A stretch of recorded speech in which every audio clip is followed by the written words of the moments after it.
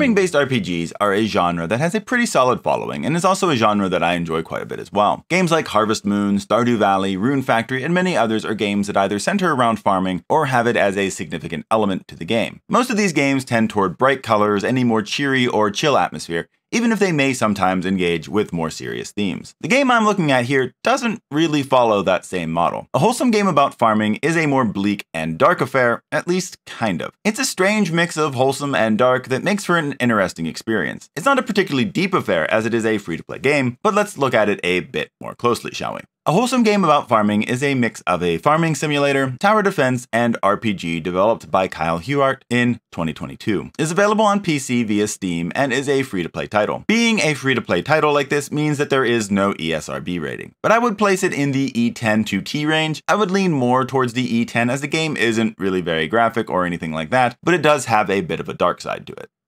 The game basically has a two-sided nature, meaning that there are always two parts of the game going on that are interconnected but also separate in a lot of ways. Following this structure, there are two main characters to the game, Jep and Reluca. Jep is a down-on-his-luck farmer whose field is unable to grow anything at the start of the game. He's determined, but nothing he seems to try results in success. This means that Jep and his cat are both in danger of starvation if his fortunes don't change significantly. Reluca is a vampire who barely escapes being killed at the beginning of the game. She's weak and needs to find a place to rest during the day and hopefully find a way to regain her strength. After you start playing the game, this place becomes Jep's stable behind his house. There really isn't a whole lot to the story beyond this. Reluca finds out that Jep's farm is between the city and the local bar, so she preys on patrons from the bar and buries them in Jep's farm, which fertilizes the farm nicely and allows Jep to grow crops successfully. As Jep's farm actually starts to produce things, he tries to find a recipe that is worthy of cooking for the king and hopefully winning a prize. Reluca's activity gains the notice of hunters and another greater power, and her story is more about staying safe from those who would end her for good. Neither of these stories wind up being really very deep or engaging. They can have fun or funny moments in them, like how the hunters are allergic to rye and the disease that some of the characters struggle with, which will turn them into a clown. These aspects are mostly just little side things and not really a benefit to the main plot. There may be, like the rye allergy, something that gets used in gameplay, but that's really kind of the extent. Jep is a pretty likable character and is rather wholesome. I did really want to see him succeed and do well, but don't really expect the narrative to draw you in here. Like, Reluca really isn't much of a character. She just kind of lacks a lot of personality, I felt. So she's more just the kind of quiet killer that goes and kills all the people. But I did like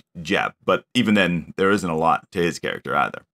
Well, the story is a bit lacking for the most part. I did find the gameplay to be rather fun in this game, even though it also is rather limited. Just like the story, the gameplay is divided into two parts. During the day, you play as Jep. While you play as him, you are harvesting crops, cooking to make dishes to sell, selling your goods, and buying new seeds to plant. You can also go around and talk to the townspeople. As you progress in his story, there will be little quests that you'll need to complete in order to go to the king's competition, like finding a cat sitter and getting your old horse back. But these aren't very difficult. The worst part of the gameplay here is definitely the finding recipes out, as the system is just a bit clunky until you actually figure out what the recipes are. Once you have those, then you can just kind of auto use the recipes and you don't have to individually pick all the items for that recipe. So that does wind up being nicer, but figuring them out was not a fun experience. During the night, you play as Reluca. Her side to the gameplay is kind of more of like a tower defense. Patrons from the bar move from the top of the screen to the bottom, and you need to kill them without them escaping. If they notice you, they will move quicker to the edge and be very hard to catch. So you have to be a little stealthy, at least at first. When you kill people, you then need to bury them somewhere in Jep's farm. With each kill, Reluca will also gain energy, which is shown on the top left with 3 drops of blood. As she fills each drop, she'll gain more powers. Now, both sides of the gameplay are pretty fun, even if they are somewhat shallow. But what is really interesting here is how the two halves of the game interact with each other. When Reluca kills and buries a body, that fertilizes the ground and will allow Jep to grow a crop there. When Jep plants his crops, they will help Reluca during the night by acting as an obstacle for the patrons to make them easier to catch, since,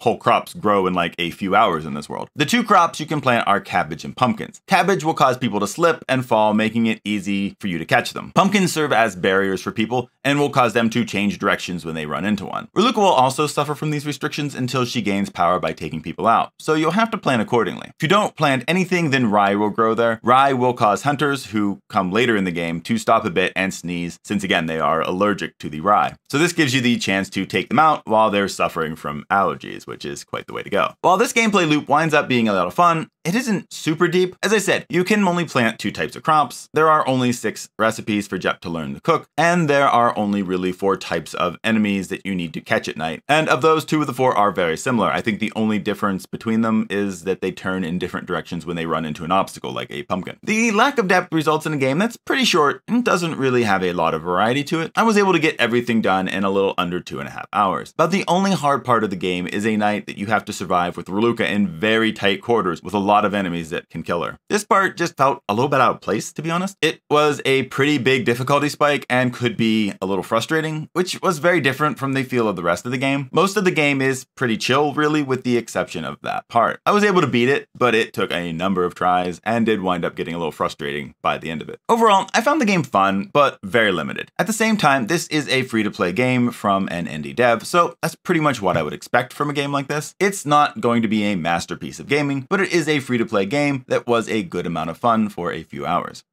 The art and sound of a wholesome game about farming are both pretty much in the mediocre category. The art isn't ugly, but it isn't memorable and feels a little on the low quality in terms of the environment textures. It just felt kind of muddy looking, which isn't really great considering that there wasn't even a full screen mode to the game. So if you did have a full screen, it would probably look even worse. So the graphics aren't great on this. The music is also a little on the generic side. It's not bad. It's just not going to be anything you really remember probably. The same is largely true of the sound effects, but there are some that wound up being a little grating by the end. The one that really comes to mind here is the sound effect used to move and select things in the menu. I don't know what it is about menu sounds, but if there's usually a sound effect that is grating, it is usually this sound, but it was a really high-pitched one here, and it was not really enjoyable at all. In terms of performance, I don't really remember having any issues with the game. In discussions on Steam, I do see that people can have issues with the game not working, but I didn't experience any in my time with the game. A wholesome game about farming was a game that I did have fun with, but also have to admit that it isn't a very deep experience. The story just really failed to be all that engaging. It's got some humorous moments, and I was always rooting for Jep to come out on top, but there isn't a lot to work with. This is true also of the gameplay. While I had fun planting my crops and using those crops to trap unsuspecting travelers while the vampire picked them off and planted them in the ground, there wasn't a lot of depth here, and it wound up being pretty easy to terrorize the local populace once you figured out how things work. I had fun with it, but it was just very limited. There were also some aspects there to add depth, like the recipe system, that were just more frustrating than enjoyable. A wholesome game about farming is interesting. It's not exactly a premise I've played before, and I doubt will somehow become mainstream in the farming sim genre. I enjoyed my time with it, and did look forward to playing it and continuing to fill up my field so that I could grow more crops. The story didn't really grip me, and even the gameplay became a bit too easy, with that one exception near the end of the game. Given all this, I would rate a wholesome game about farming a 6 out of 10. I wouldn't call it a bad game, but it was just a rather short and shallow experience. While I like the fundamentals the game presents, there just wasn't enough done with them. Even so, this is a free-to-play game and is worth giving a try. I don't know that it accomplishes anything revolutionary, but it does manage to give a bit of a darker spice to a genre that is typically bright and cozy. If you understand that, you can probably enjoy it for what it is, but it's not going to be a game that amazes you.